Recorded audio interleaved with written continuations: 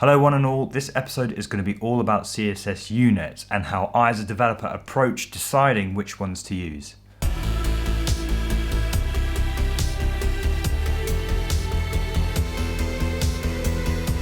Welcome to Webflow and Code, where I teach you the underlying code you're writing in Webflow.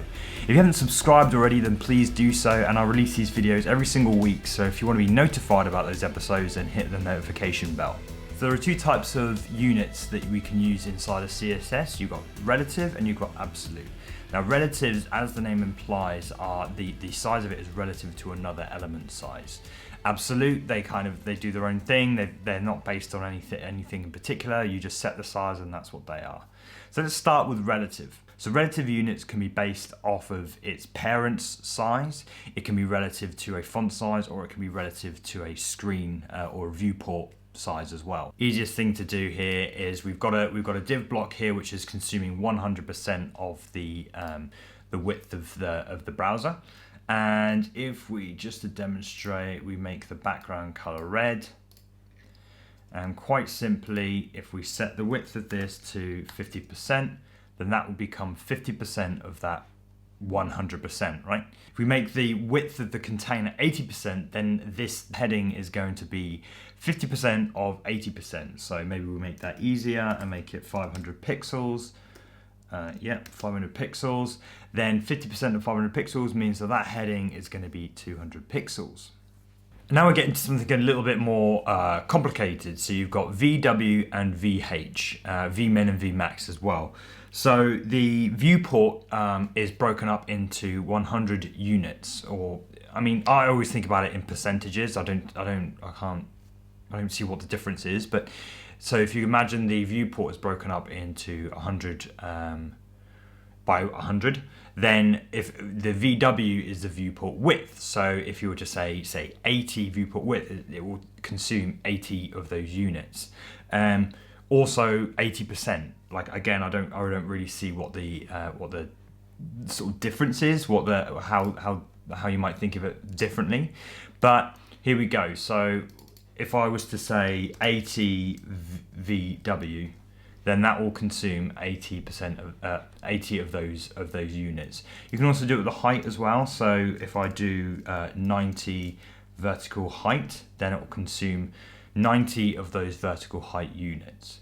What's quite interesting is that I can set the width of 80. Let's try something a bit smaller. 80 vertical height. So this actually is consuming the vertical height, and then the height I can say 20 viewport width, and then we've got a situation here where the height and the width will affect the width of the browser will affect the height, and the height of the browser will affect the width. So it gets all fruity there. This is where we get a little bit interesting. So inside, you might not know this, but inside of Webflow we have access to all of the CSS units. Typically you might think that we've got access to pixels, percentage, EM and all the rest of it, but what we can actually do is type out the unit that we want to use. So I've already explained that we can use vertical height and vertical width. We can also use Vmin and Vmax. So what Vmin and Vmax do is it will take the shortest or the largest of the two dimensions. So let me explain. So if we make this width of this container 50 Vmin, then it will take up 50% of whatever is whatever's the shortest. So right now, I actually don't know what's the shortest. It probably is maybe the width. So you can see that's not changing because it's saying 50% of that width. But once we make the height of the browser smaller, I think the best way to do this is to publish.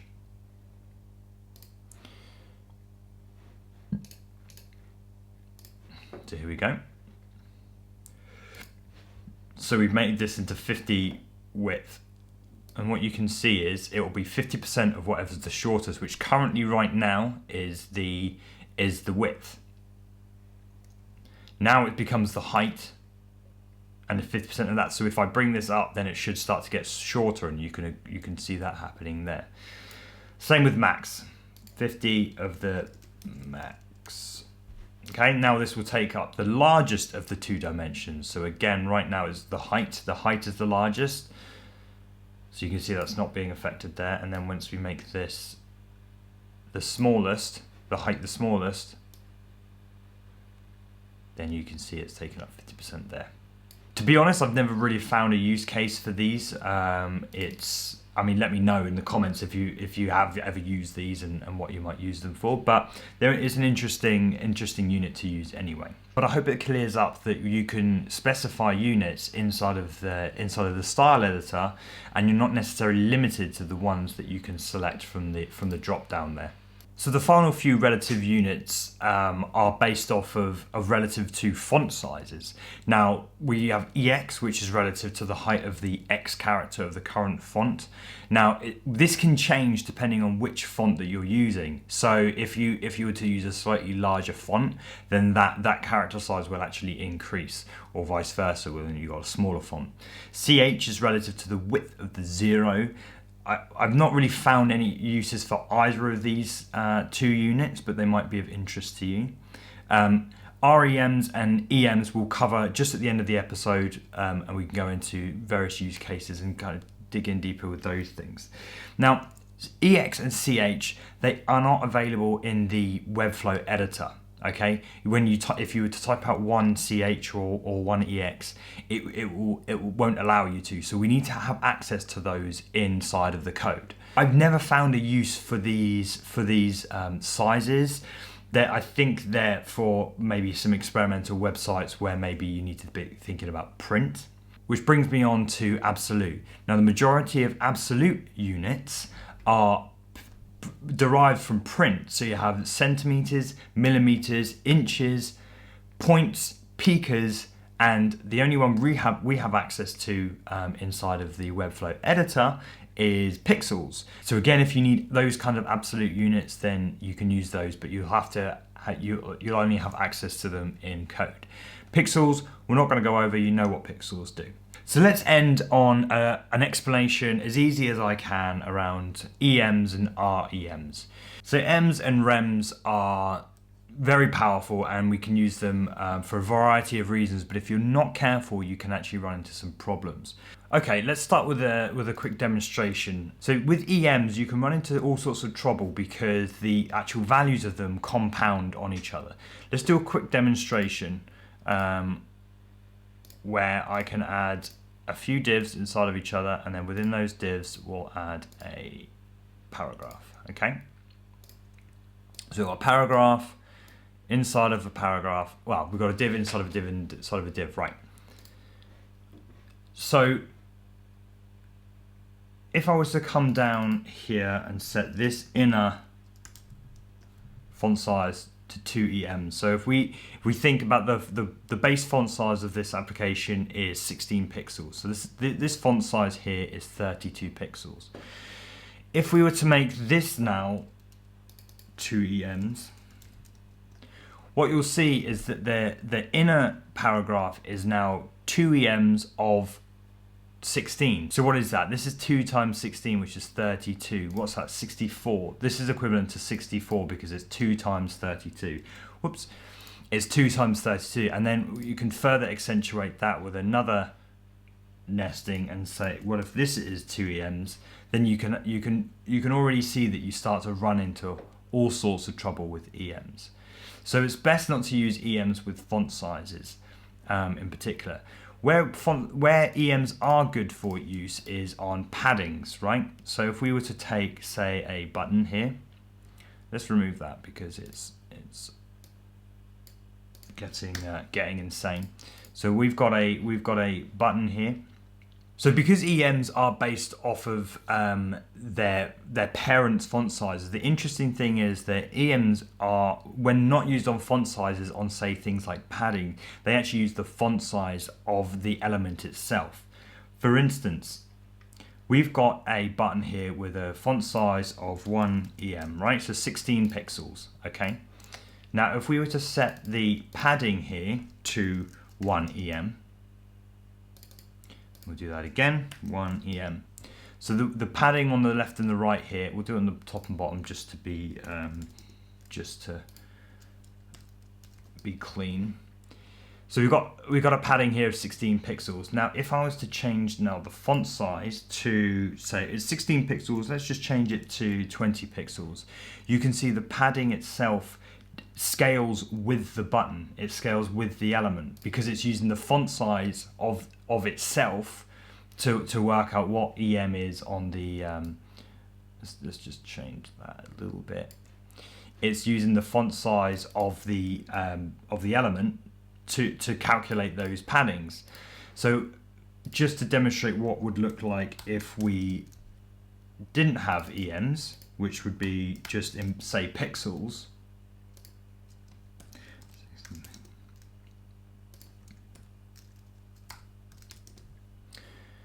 If we were to make the font size, I don't know, 24, then you can see the font size, because the padding is staying true. Let's go crazy. Let's go 32. The padding is not changing because the width, the size of the padding is set to 16 pixels. Change to 1 EM, and it will just scale beautifully with the element itself. So paddings and margins are a really good use case for using EMs. Other than that, I would avoid using EMs. So what's the alternative? Well, REMs. REMs are what we class. Well, the R in REM or REMs, it stands for root, and it stays. It's irrespective of any kind of parent font size. It stays true to the body font size. So right now the body font size is 16, and we said 1 REM, that would be 16 pixels. If we change the body size to say 20 pixels, then the font size will change then relative to the body. But we can set font sizes in between, and they just won't compound like we saw in the EMs.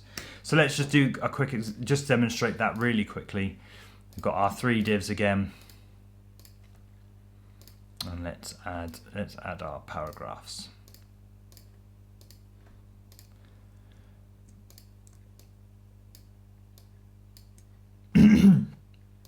So before we had EM, we had 2 EM, and we had 2 EM. So you can see that compounding effect again. Right, 2 REM won't change because it's got nothing above it. This is where we should see a difference. We've got 2 REM, and there we go, they're the same. They're not being compounded by its parent's font size. Oops, where am I? Is this one? 2 REM. And REMs were introduced because of this compounding problem. So my advice would be is to use REMs for your font sizes. They scale nice and they're easy to work with. Use EMs when it comes to padding so that your elements stay relative to themselves, and the spacing and all that stays consistent no matter what size the font is. And that's essentially EMs and REMs in a nutshell on how we should be using them. So I hope you found this episode useful. Please let me know if there's anything that you would like to clarification on or you're unsure about in the comments. And once again, if you haven't subscribed, please do so. I release these every single week. And until next time, happy no coding.